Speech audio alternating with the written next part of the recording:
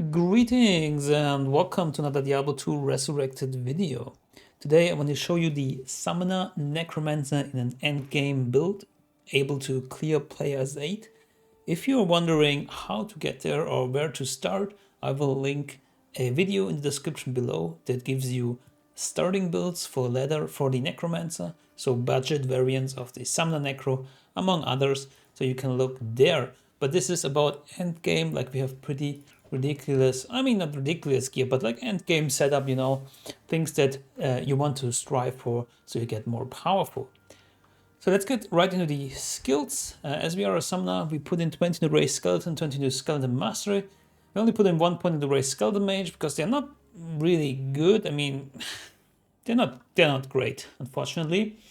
And then 1 into revive if we want to use that.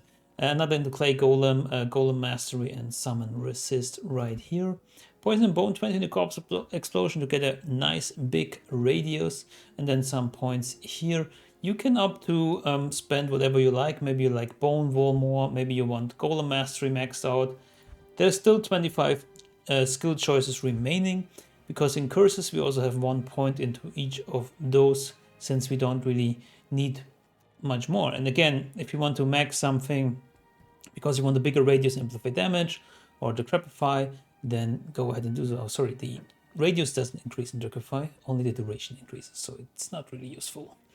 Anyways, we have a lot of plus skills, and comes from our gear, which is Heart of the Oak, Harlequin Crest with a charm to not get frozen. You can also put an East Rune if you want.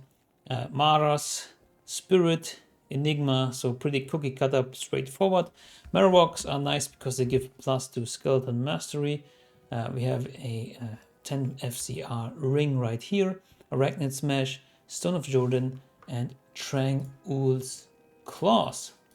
That's about it for the gear, as well as the charms, the summoning skills, and then All Res and Magic Find, Hellfire, Torch, Annie, and like Alive and All Res charm right here. So pretty high end gear, as I already mentioned, and then we can take a look right here. Also the extended stats, which says we have 125% faster cast rate, which puts us at the exact 9 frames, at the highest frames breakpoint that we can have as a Necromancer. That's why we have this 10 FCR ring, for example, and not another Stone of Jordan. As for the stats, enough strength to equip Enigma, which gives us the rest of the strength that we need to equip Monarchs and Marowaks, and then rest into Vitality. I didn't even put them now, so there you go.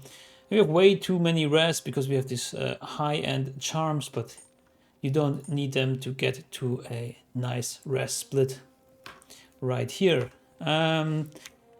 Yeah, we also have a call to arms, of course, because it greatly buffs our life mana and also the life of our companions here in summons. And then we have a mercenary with Enderil's Visage, with Infinity, and with a Bramble armor for the thorns. There is a discussion like what is better, is Bramble better, is Fortitude better? You can also use a Fortitude if you want, because a Bramble is more a specific case, and Fortitude you can use for any other mercenary accompanying your character. You can also run a Beast Runeword right here, gives Fanaticism Aura, which is pretty nice, boosts up the damage of all the summons. And that's about it for the gear, so let's get into some gameplay. As always, in these Players 8 videos, we are on Players 8 already, and then we are looking into the cow level because they are one of the highest HP hit point monsters that you can actually face. But before we go there, I forgot to mention, if you want to quickly get all your summons ready, because if you enter the game you don't have them, you go into Neotax Temple right here, and then you can, oops, wrong button, then you can use these corpses to get your army ready, which is pretty neat and convenient. Alright, so let's get into the cow level and see how we are doing.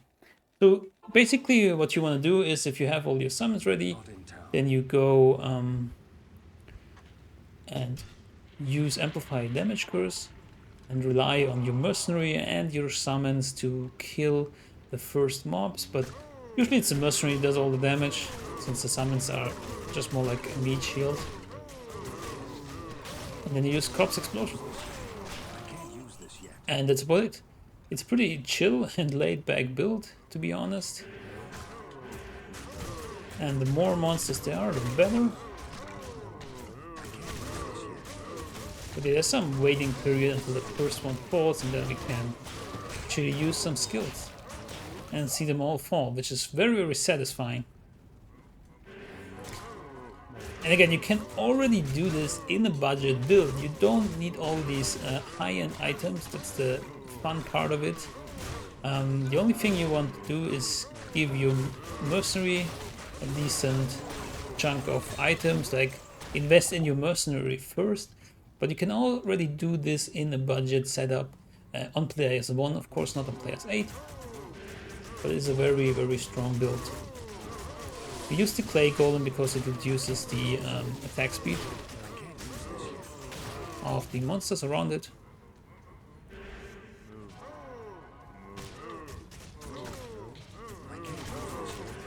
Actually wanted to use, if you want to super save, you can use Decrepify, especially on like, where is it? Ah, here. It's way smaller in radius, but it slows the enemy so much that you are very, very safe, and it also enhances the damage by like 50%, not 100% like amp damage, but still good enough. Oops. Yeah, and we can like telestomp with Enigma, but you don't really need Enigma. It's just very, very convenient to reposition your mercenary and all your summons. As you can see, we can just go to the next pack here.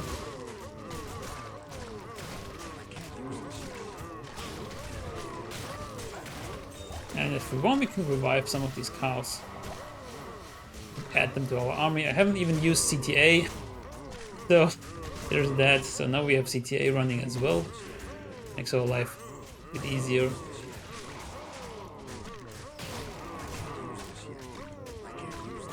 Could also add skeleton mages, but I don't know what for actually. The other thing that we need is like we need mana potions, since we don't really have any way to regenerate our mana here. But yeah, that's about it. You can bring your army into town, it's no problem.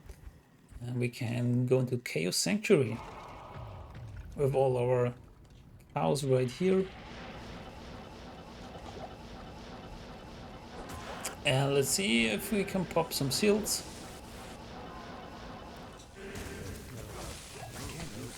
I'll kill some packs here. The only like thing that annoys me a bit is the delay between killing a monster and its corpse dropping, and then the time it needs until you can use your corpse explosion. I don't know, there's like a small delay until it registers there's a corpse. But that's like a minor thing.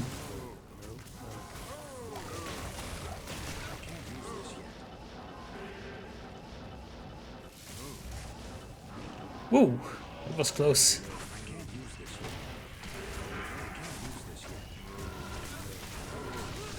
So we actually lost our mercenary here because of the fanaticism. I should have used the Decrepify here. It was my bad.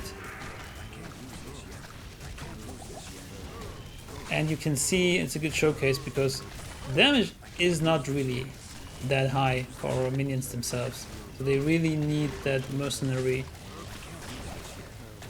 to bring the damage. So we're gonna go back here and revive our mercenary. No! This, I don't know. This happens way too often.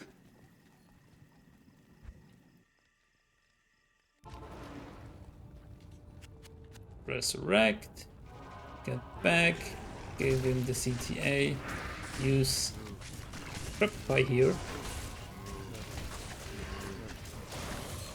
and there we go. That's better. So that was on me.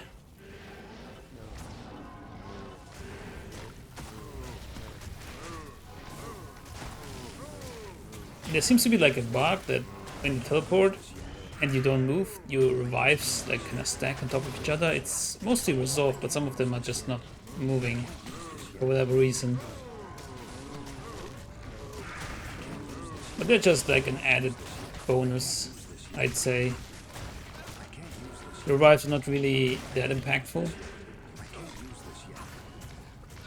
Venom Bloods have a lot of HP. It takes a little bit longer. You can revive some of them.